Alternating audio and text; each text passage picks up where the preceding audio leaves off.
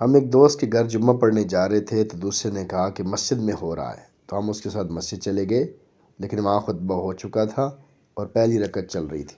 وہاں نماز پڑھ کر دوست کے گھر گئے تو وہاں بھی جمعہ ہو رہا تھا۔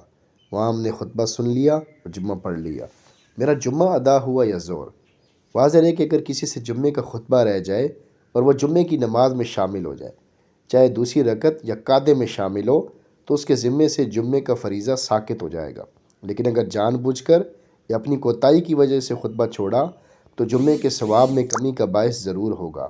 صورت مسئولہ میں مسجد میں ادا کی گئی نماز آپ کی جمعے کی نماز ہوئی اور دوست کے گھر پڑھی گئی نماز نفل شمار ہوئی۔